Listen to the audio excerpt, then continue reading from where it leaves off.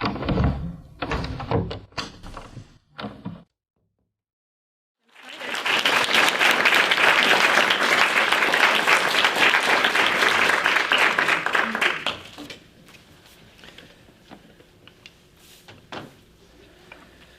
what I would like to do is share with you a few thoughts about how history matters. As a historian, I have the professional bias of thinking that the past is the only thing that we can understand. The past is the only zone where we have the time, the concentration, the resources, the ability to discuss, to actually figure something out.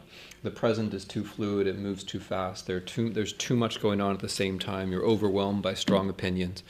And given that bias, what I have to say, and this is my opening proviso, what I have to say about the very important issues that Seema was discussing have to do with an interpretation of the past. So what I'm going to do or try to do with you this afternoon is to present an argument, I hope a plausible one, about the course of the Holocaust of the European Jews.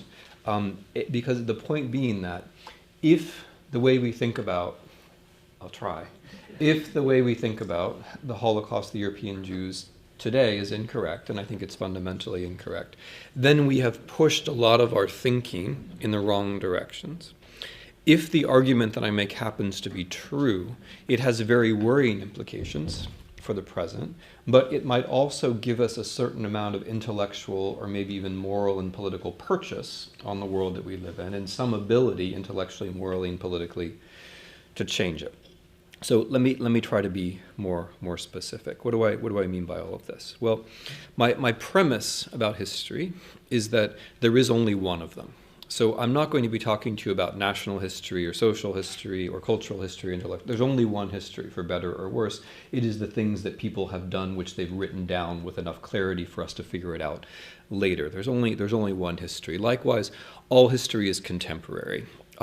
Everything which happens in history at any point in some way bears on what's happening now. The challenge is to try to sort it out in some way where you can find the categories, find the prisms, so things can start to make sense.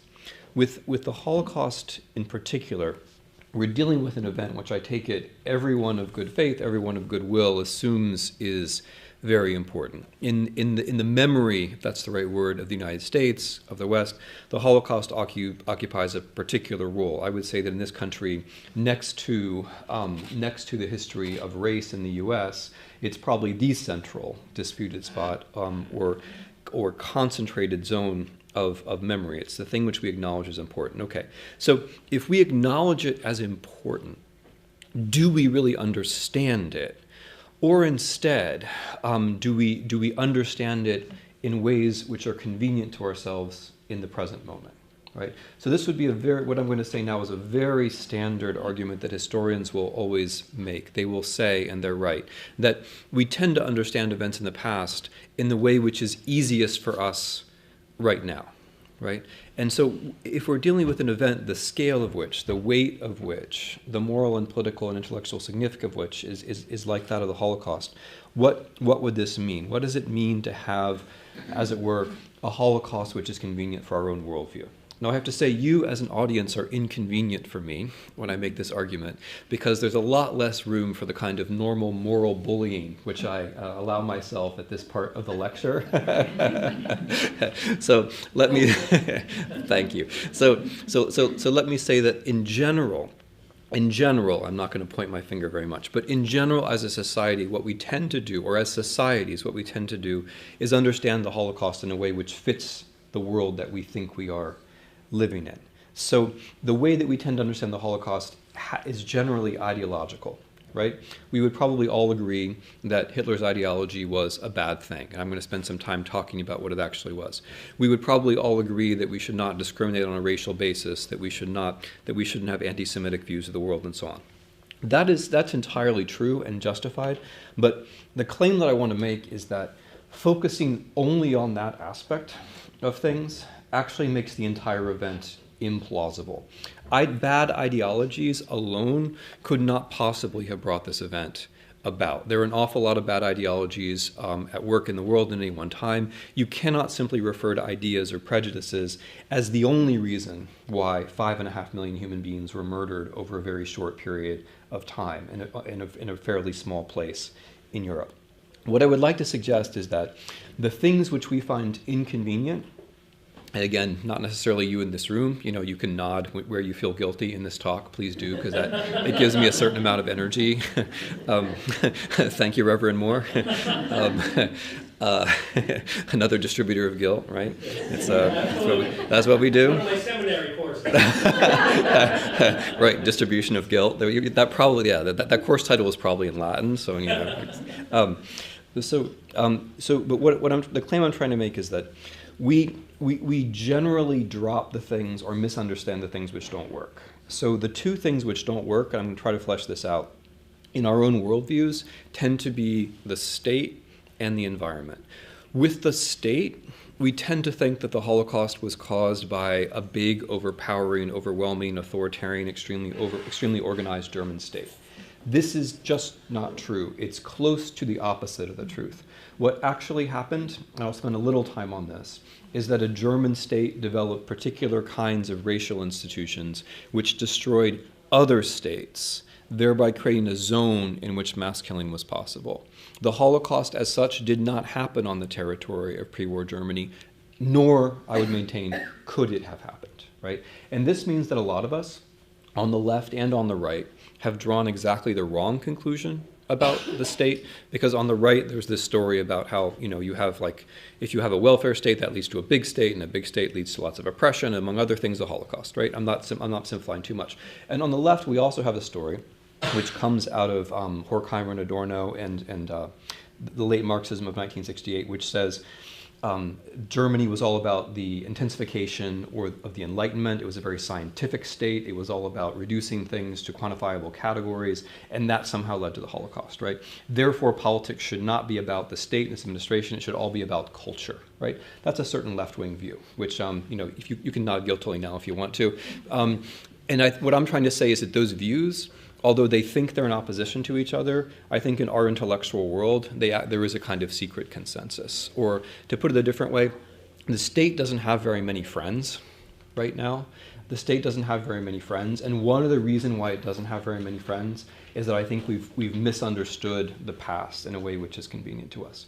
With the environment, things only get worse, because the environment, or what Alicia nicely signaled in her introduction, this phenomenon of ecological panic, has totally dropped out of the picture, right? The moment that I claim that environmental history had anything to do with the Holocaust is the moment when, like, you can hear the jaws hitting, the wood of the tables, but it had everything to do with the Holocaust. As I'm going to, thank you, that was well timed. I actually gets 5% of my take my take is in cookies, by the way, which I didn't tell him. It has everything to do with environmental history in a way which I'm going to try to explain. But that doesn't make any sense to us, and I'm now going to try to put this as brutally as I possibly can. The reason why it doesn't make any sense to us is that the fundamental thing which is different between us and, say, Germans in the 1930s is not that we're morally superior people. Again, maybe like you are, but in general, right, because you are, you have to say you're not. Exactly, right? Gotcha. The main difference is not that we're morally superior. Like, in some ways, I would say Germans in the 1930s are probably morally superior to us. Think about deferral of gratification, for example. They're probably much better than we are at deferral of gratification in general. But the main difference between us and them is that we actually have no legitimate concerns about resources, right? The last 2.5 generations in the West are the only people in the history of the world for whom food and politics were not connected. That has never happened before, ever. It may never happen again, but for us it's normal, right? And you can put it in the word calorie. The word calorie itself covers this. When we talk about calories, it's automatically something. Automatically, not for all of us. I'm trying to look at anybody in particular when I say this. It's always something of which there's too much, right? By definition, a calorie is something of which there's too much, right? You never say, oh, I need more calories, right? Whereas for what the calorie was invented to do was to measure energy. And in the 1930s, although Germany was a developed country, an industrial country, state planners are still, they're counting calories in an entirely different way. They're counting calories to make sure there are enough of them in the men, in the women, in the oxen, in the horses, and so on, to actually power the economy, right? So as late as that period, which is very close to us, the calorie means something entirely different. It means the opposite. And I signal this just to suggest that in that way, environmentally, ecologically, Nazi Germany was a different world from us. And that much of the difference between us and them, or between that society and this, might rather be ecological rather than moral. Which leads me to the substance of what I want to say. Let me spend just a couple of minutes talking to you about what Hitler's ideology actually was and how it had to do with ecology. What I don't want to say, the impression I don't want to leave, is that just because people are desperate for resources, they commit genocide. It's not that simple. There is no straightforward correlation between one and the other. There has to be a mediation between a sense of scarcity and the justification for taking things or killing other people. And that is precisely what ideology provides. And I'm going to spin that ideology out for you in a way which I hope makes it sound plausible. Because again, what we've done with Hitler, with Mein Kampf, and with the second book, which you can read, although they're in the category of like, I read them so you don't have to. But if you read them, you will see that it is not nearly as insane or incoherent as one has been led to believe. Unfortunately, it's not incoherent at all. I wouldn't say that it's not insane, but I would prefer the word fictional. But what he's describing is a coherent reality. It's very coherent. And what he does in politics is he brings that fiction into real life. Okay, what is that fiction? Hitler has a very clear view of the world. The view is there's only one real thing. The real thing is resources, land, in particular fertile land, food. That's it. That's where the whole analysis starts, basically ends. There is land, there's food, and all we are meant to do as human beings is to struggle for those resources. That's it. We are divided, says Hitler, into races. The races are the same as species. He believes that Darwinism has taught us that all species do is they struggle and they kill other species in order to get food. That is it. That's our destiny. Full stop. There's nothing else beyond that. Now, this has a couple of really interesting political implications, and I'm going to try to pitch this to you emotionally so I can get as close to you as I can.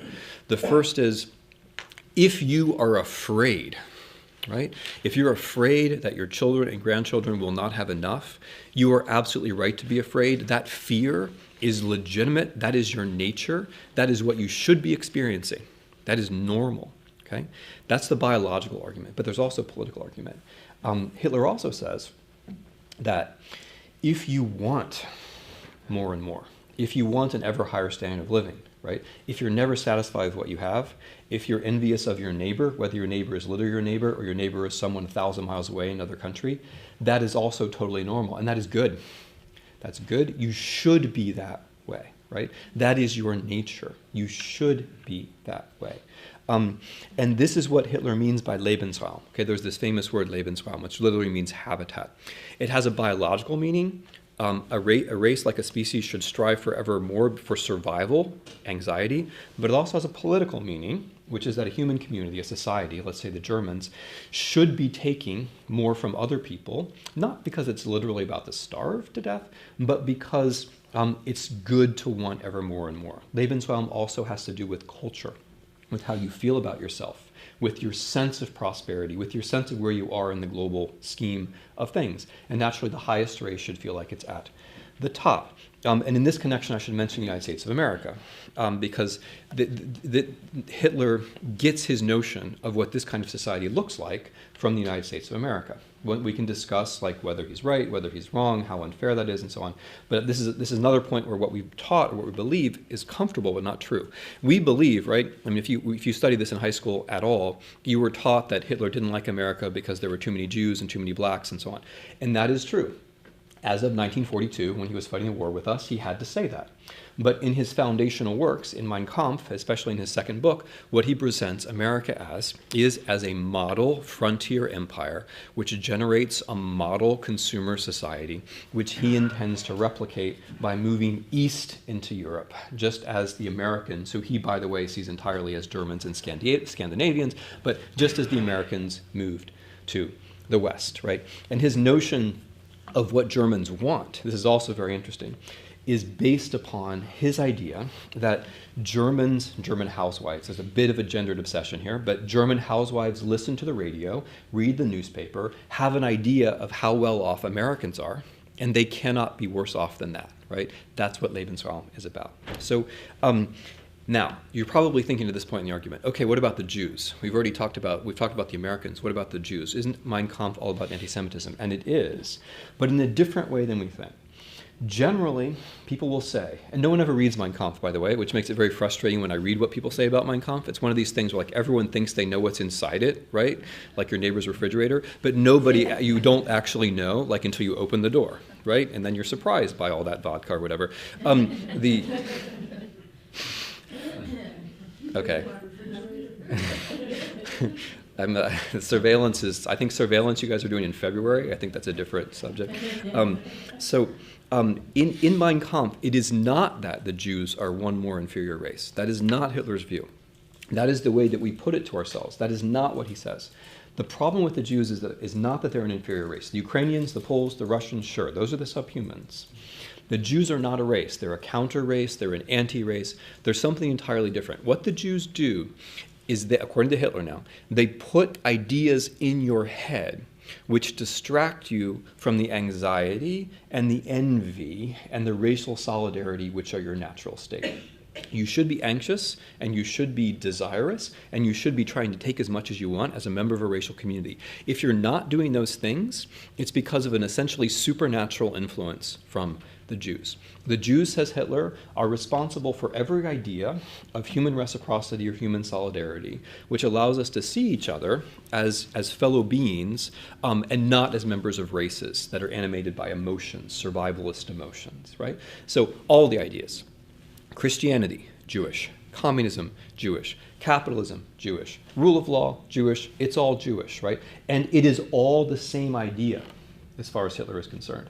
Any idea which takes the form, I can recognize you despite our apparent differences, is for Hitler a Jewish idea. The content, the specific coloration, is just an illusion, right? So Hitler says that, for example, St. Paul was the political commissar of Christianity, right? By which he's trying to say, and he says at another point explicitly, St. Paul and Leon Trotsky are the same person.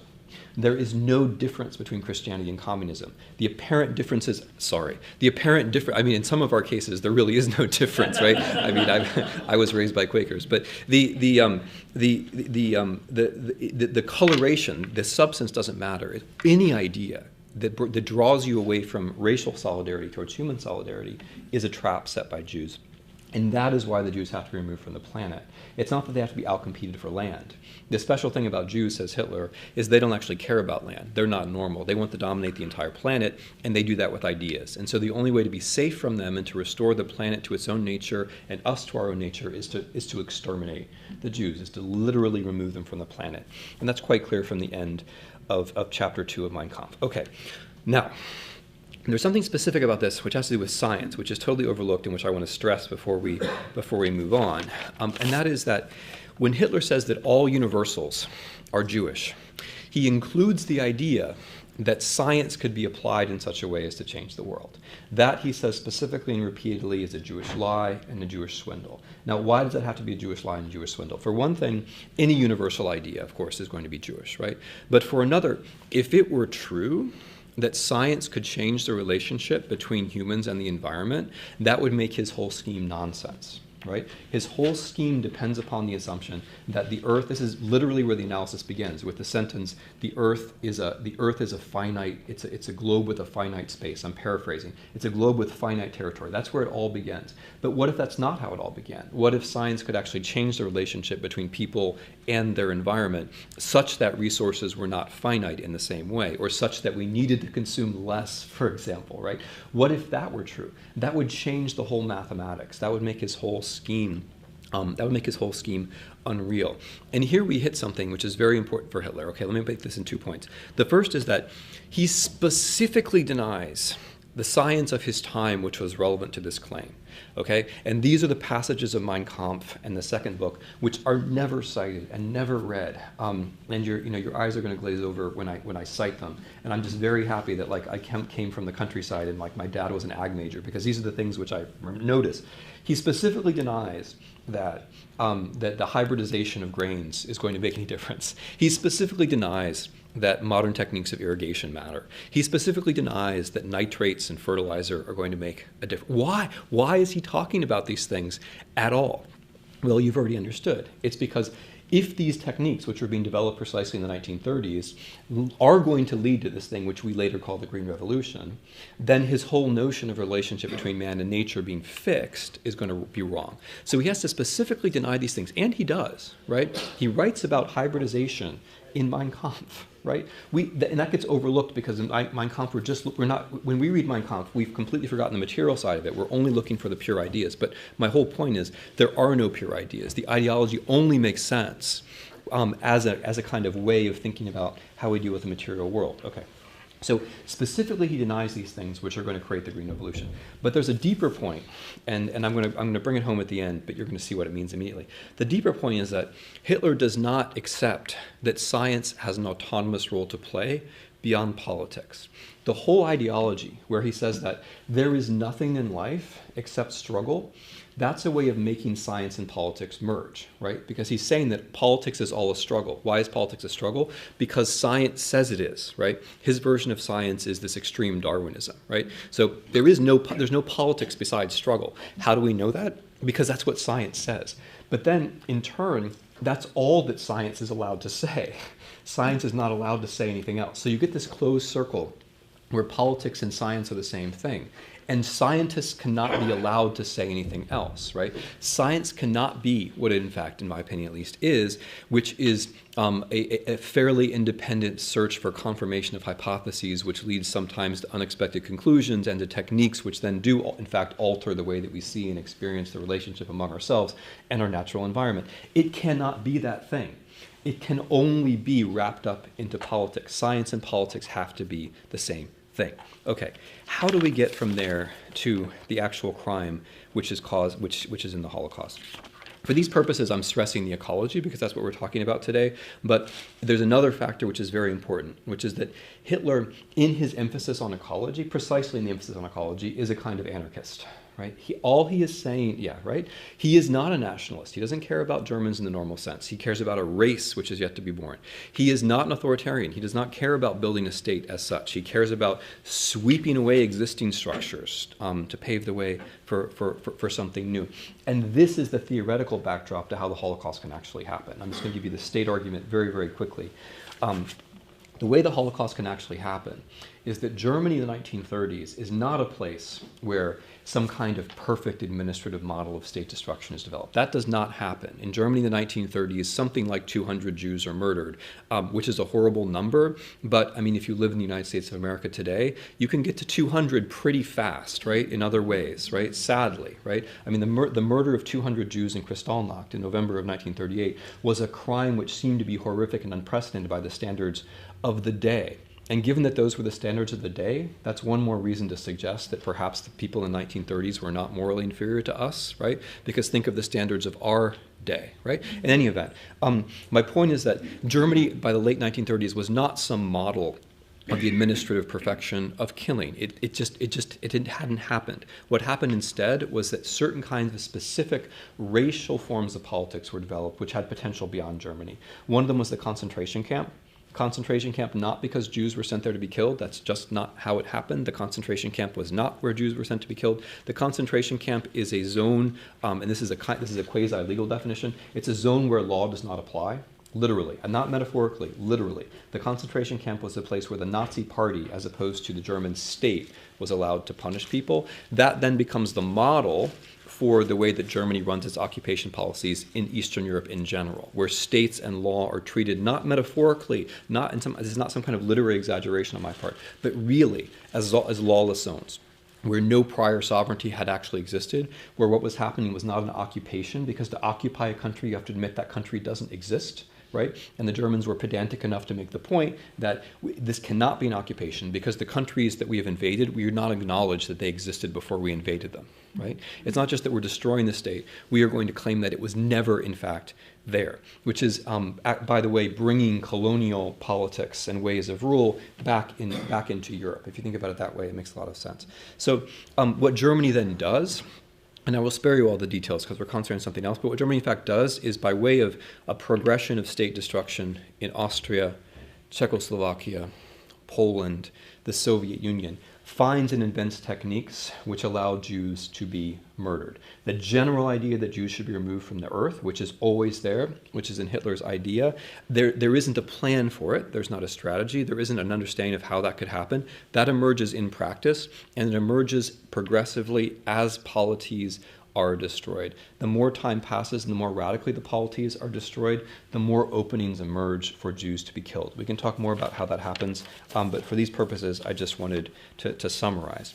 What I want to spend a tiny bit more time on is this idea of ecological panic. So ecological panic up until the war is largely an idea.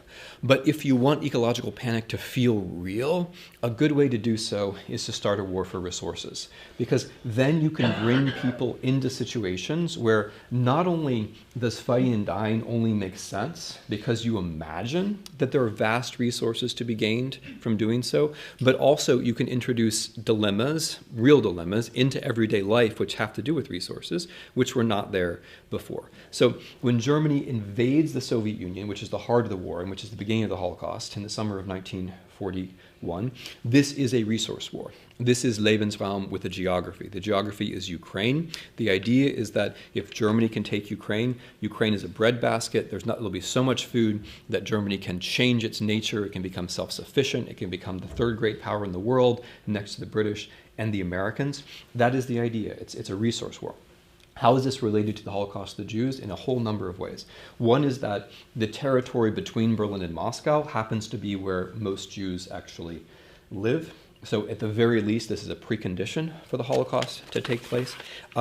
The other main way that this is related to the murder of the Jews, it has to do with the ideology. When Hitler invades the Soviet Union, he's doing two things at once from his own point of view. The two things are he's fighting a colonial war to gain control of land in Ukraine. And this is against the subhumans. His logic is that the Ukrainians, about which he says many quite astonishing things, are subhumans who were overpopulated on this territory which they've done nothing to deserve. So they should be cleared out, they should be starved, they should be enslaved. Again, this is not metaphorically, this is quite literally the plan, to starve them out, to enslave the rest of them. And that's one war, there's the colonial war. But then there's also the war against the Jews, which from Hitler's point of view is simultaneously happening because, says Hitler, the Soviet Union is a Jewish state. Therefore, by attacking the Soviet Union, which controls Ukraine, he's simultaneously beginning what he sees as a war against the Jews.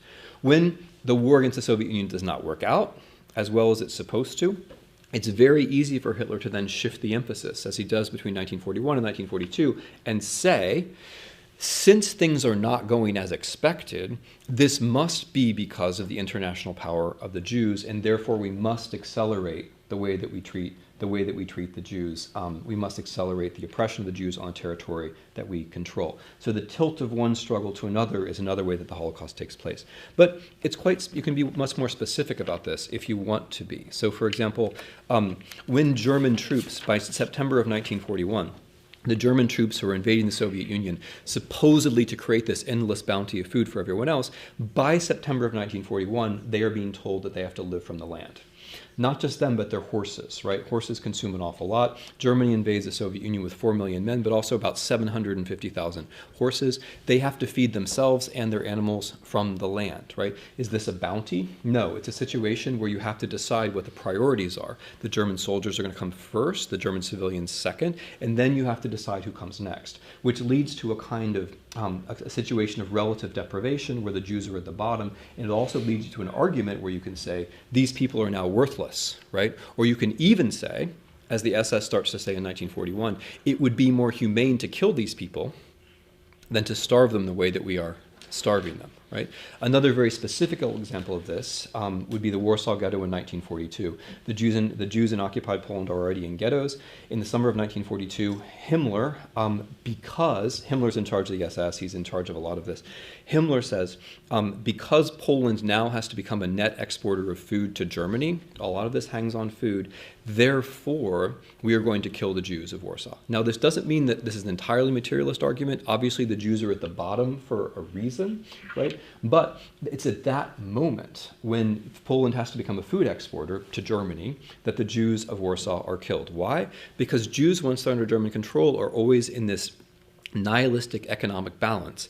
Either their work is valued more, or the calories, again, those calories that they would consume are valued more, right? In some months, it seems like their work is more valuable. Other months, it seems like the food they're eating is more valuable. The moment it seems like the food they're eating is more valuable, they're killed, right? And of course, this can only progress in the direction of more and more Jews being killed, as in fact it is. I'll give you one more example, then I'll move to the present. If you think of the dramatic height of the Holocaust, which is perhaps the so-called large action, die große Aktion, in Warsaw in the late summer of 1942. If you think of the hungry Warsaw Jews, the 350,000 of them or so who were in a ghetto at that time, they are starving, right? Many of them are starving. How are they brought to the trains? Well, if you think filmically, you're going to think, well, there were Germans with whips and so on, and there were. But there were also posters, and those posters said, if you report at the gathering point, you'll be given bread and marmalade, right? And that worked much, much better than we would like to think. And the reason that we don't remember that is that this whole material aspect has gone out of the war. And then if you want to think ahead to what the aftermath of that disaster, which is the Warsaw Ghetto Uprising of April 1943. So after the so-called Große Aktion, in which about 250,000 of Jews are murdered at Treblinka, there remain 50 or 60,000, mostly younger Jewish men, in the Warsaw Ghetto, which is transformed into a kind of work camp. They believe that the Germans are going to come for them too. In early 1943, they stage a revolt. The man who puts down that revolt is an SS officer called Jürgen Stroop. And when he is asked later what he was thinking while he was doing this, he said, "I was thinking of the cornucopia of Ukraine." Right? I was thinking of the cornucopia of Ukraine. What was he fighting for? That was the question that was posed to him by a fellow prisoner in a cell later on. I was fighting for the food of Ukraine, right? That's the connection in his mind. Okay. What would all of this mean for the present? I'm sure as I've been speaking, you've drawn conclusions for yourself already, so I'll try to be brief. The main conclusion I've already drawn, the conceptual one, which is that if we all really do think that this history is so important, and many of us make gestures in that direction, then it would follow that we should understand it. And in my view, understanding that ideologically is not sufficient. In fact, it's in a way harmful, because the ideology only can work under certain structural conditions, which have to do with states and which have to do with ecology. So the conceptual case, the broad case I'm trying to make, is that if we're going to draw lessons from the Holocaust, we have to have not only the ideology in mind, which I've tried to present in its own radical evil form, but also the state destruction and also the ecological panic. If we just see it in terms of those three factors, then a lot of events which have transpired between the end of the Holocaust and today make more sense. They're tragic, but they make more sense. So Rwanda, Sudan, right? Syria today.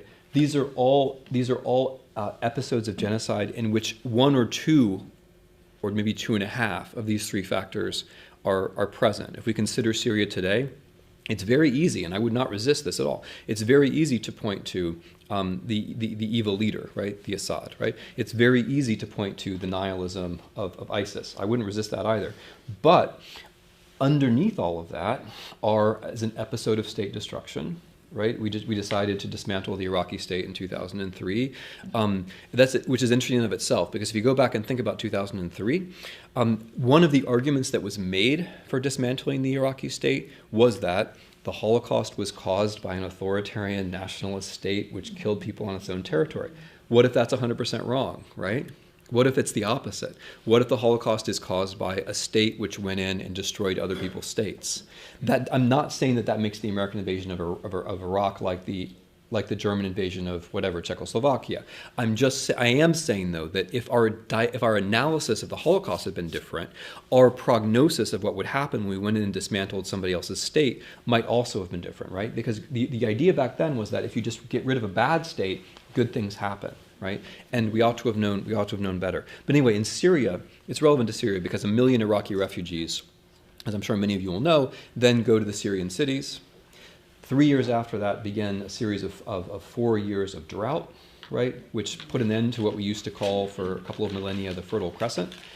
That leads to 1.5 million or more Syrian refugees in the cities, which is a backdrop for the civil war. So state destruction and ecological panic are both in the mix, even as we condemn individuals and states. These background factors are there. Now, if one wants to be really terrified about the future, though, which you don't have to be. I mean, there are more cookies in the other room. Or at least fruit. I think there's fruit. The scenario which one would be concerned about, if one was concerned about the 1930s repeating in some way, would be a great power, which has the ability to think ahead, which calculates, that cultivating ecological panic is a good shortcut. It's easier than the alternatives, and moves toward destroying other states. Right? That would be. That's the scenario. And I'm not going to say that's going to happen, but I think that is the most worrisome scenario. And if you have the analysis, these three factors in the back of your mind, you can see bits of them here and there in the great powers, right? So Russia's invasion of Ukraine, the thing which troubled me the most about it was the idea that Ukraine wasn't really a state. And in practice, right, what has happened in the Donbass, if you haven't been following this closely, is the generation of anarchy artificially, right? You have two cities of close to 1 million people which basically no longer exist. And so it's like Hurricane Katrina and that stadium, but over and over and over again for years across a span where 4 million people live, right? That is what troubled me. The idea, the thought and the practice that destroying a state is a good thing, is legitimate, that other people's states ought not to be there. That's over here, right? And then there's China over here. In a different place. China has more like what I would call a Lebensraum problem, right? Not that they use that word. I mean, I'm not even going to attribute any intentions to them. I'm just going to point out a certain structural situation, which is that China, unlike North America, China has a real problem with arable soil. They don't have enough of it. It's washing away every year. They also have a problem with, which is a new problem in the world, I think. They have a problem with potable water. It's polluted. The glaciers that they draw a quarter of their water from are melting, and so they have resource issues which are not so different from Germany in the 1930s. Like Germany in the 30s, they are a rising power, an industrializing power that cannot feed itself from its own territory, which has legitimate reasons to be concerned about the instability of international markets. Germany was in the 1930s. China, for example, during the drought of 2010, you'll probably remember, panic bought commodities, right? Which then was one of the factors which led to the food riots in the Middle East, which was one of the factors which led to the Arab Spring, right? Which is one of the factors. So it is in fact all connected, but that's just a foretaste of what might happen if China decides that what it really needs to do is not just control markets, but control land. And here, I mean, I would just invite you to research Chinese investments in East Africa, which I think are a far-reaching plan to make sure that enough fertile soil is controlled.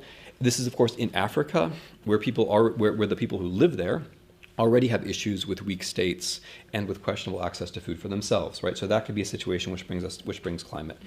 And now, so now the United States, right? And I'm not saying that any of these three cases are exactly the same as the 1930s. I want to stress this. I'm just saying that if we think about it in terms of factors, we can see the factors present. In the United States, I mean, the main issue we have, as we know very well, is this problem of conflating science and politics, right? Of saying that scientists are just politicians who wear, white coats instead of bad ties, right? They're just one more lobby, and climate change is just like one more interest group, basically. So why should we take them more seriously than we should take anyone else? That to me is a fundamental confusion. And I'm going to point out, again, I'm not saying that the people who do this are just like Hitler, et cetera, but I'm going to point out that it's confusion with a history. right? That the confusion of science and politics, the claim that science cannot change the relationship between us and the world, that is a claim which has a history. That is in Mein Kampf. That is part of National Socialist ideology. Again, I'm not saying these people are all like Hitler. I'm just saying that that is part of the history, and any responsible person would pay attention to it in this light. And of course, connected to that is ecological panic itself, right? If you take the view, again, not you personally, right? I mean, I'm having trouble with trying to make you feel bad about yourself. But if you take the view that science cannot change our relationship to our biological environment, if you take that view, what are you doing? You're collapsing the future, right? You're making panic more likely. Subjectively, objectively, it merges into one. But if you don't do anything about climate change, because your view is that the science is wrong or the technology doesn't exist, then you are objectively collapsing the amount of time, right? But I think just as important, maybe even more important, is the subjective side, which is that if you say the science isn't real and the technology doesn't exist, you're also, when people begin to feel the consequences of climate change, which they do, which people do. Like if you're in San Diego, the winds coming in the Pacific are different. If you're a mountain climber, the snow isn't there anymore. People feel these things regardless of their political convictions. But if you take the science away, you're taking away the only hope that we have for any kind of resolution to this, and also subjectively collapses time. Right? The time is the fourth dimension, which makes the three dimensions that we live in more tolerable and less claustrophobic, because you can hope that somewhere down the line we're going to fix something in the future. If you make that fourth dimension go away, it's like you're flattening the Earth, right? You're moving us back towards a world which is like the world that Hitler describes. The Earth is nothing more than this surface that we compete for, because there is no fourth dimension which offers some prospect of change. So that seems to me to be something which is extraordinarily significant. That is, of course, our major problem, our major contribution to all of this. Even as we are, this administration anyway, very responsible players on a global stage, that's our little domestic issue, which is special, right? Nobody else to my knowledge has that issue. So I'm just going to close with one little thought, which has to do with the popular way we think about the Holocaust. The popular way we think about the Holocaust has to do with rescue. Right? If you watch the films or you read the memoirs, you're being asked to identify. If you go to the museums, you're being asked to identify with the rescuer or the rescued, right? You're either that victim to whom something terrible is happening, which is beyond your control, or maybe you're that righteous person who acts to help that victim. Okay, what's wrong with that? Well, it's fine. The morality of it's fine, but just let's consider that there might be more. There's nothing wrong with being a victim, right? So that's not actually what we have to be concerned about so much. It's nothing. It's like if we were a victim, that would be bad for us, but we wouldn't have done anything wrong. What one has to be a little bit more concerned about is the rescue business, okay? And with a rescue, okay, there were rescuers, but there weren't that many. And the worse the situation was, I'm going to say something sociologically totally obvious, but it's important. The worse the situation was, the greater the degree of anarchy, the worse the competition for resources, the fewer the rescuers were. Right? This is the whole last part of the book, and we can talk about it more. But as you move down the gradient towards a situation of perfect anarchy and panic, you approach zero rescuers. You never get to zero rescuers, which is very encouraging. That line goes down like this, but it never actually reaches zero. There are, in fact, people who will always rescue under any conditions, and that's heartening, and that's good, and that's exemplary. But if one wants to be sensible about preventing catastrophe, that's obviously not enough. Right? So one would want to model oneself on those people, but one would not want to make the mistake of thinking that very many of us, in fact, would, when push came to shove, behave that way, which means that the notion of rescue, which is privilege in the culture, right? If you watch films about the Holocaust or about anything, the privilege image is there's a disaster, there's some kind of global disaster, but then there's some guy, maybe a girl, who has a white horse, who has some special thing, and comes riding at the last moment and saves everybody, right? That is totally not what's going to happen, right? And it is not what happened in the Holocaust. And again, to go back to what we find comfortable, we have this notion that the Americans, again, maybe not you, but we have this notion that the Americans intervened in Europe and stopped the Germans from doing bad things, which didn't happen. The Holocaust was over by then. We didn't liberate a single square centimeter of the territory where the Holocaust actually happened. Our soldiers never saw the death pits. They never saw the death facilities. Okay, that never happened. That moment where we rescued the Jews from Hitler, it simply never happened. No matter how central it is in the culture, it didn't happen. And so this idea of rescue, it has to be sublimated, or it has to be transcended, or we have to be more mature than that, because there's something fundamentally immature about imagining that you or somebody else is going to ride in at the last moment with a flaming sword. Right? Or maybe there's something Christian in a kind of, there's something perversely politically Christian about this idea that someone is going to come in Messiah-like at the last moment, right? That is not going to happen, at least not on this earth, at least not in my understanding of the Bible. That's not going, I realize there are other views actually, and that's actually a subject, right? That's a subject. This isn't an issue in the United States, that you could think that the catastrophe is going to be a good thing because you disagree with me about the flaming sword and Jesus coming on a tank and so on. You could disagree with me about that. But anyway, my reading of all this is that if we want to be mature about rescue has to not be an imagination about what we might do as individuals, but it has to be rather a political imagination about the structures that one should build in now so that the catastrophe is less likely in the future, right? Because the question of whether we would pass a test is an important one. That's an important one. But more important is creating a world in which we don't have to pass that test. And the claim that I've been trying to make to you is that if we understand the Holocaust, we'd actually already know some of the things we need to know, not just about the science, which we also know, but about ourselves. Some of the things we need to know about ourselves to make catastrophes like this less likely. Okay, thanks.